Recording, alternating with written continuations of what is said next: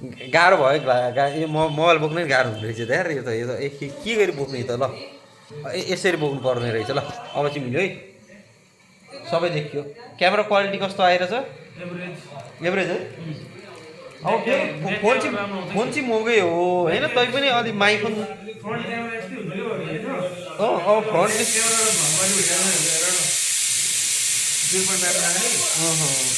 ultra वाइडमा होइन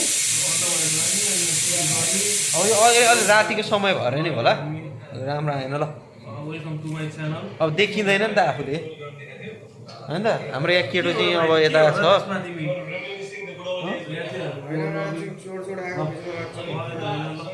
यहाँ बोल्यो है केटोले चुरोट खाएको खिच्न लाग्छन् भन्दैछ केटोले अब खिचाइ छैन मेरो च्यानल चाहिँ अस्ट्रेलियाबाट भ्लग भन्ने होइन यसो ट्राई गर्न लागेको खोल्नु लागेको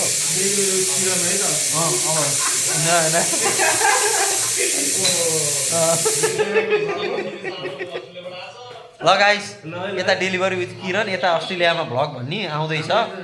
केटोको नि अब नयाँ रोडमा जस्ट ट्राभलिङ यतिकै नर्मल ट्राभल गरेर हुन्छ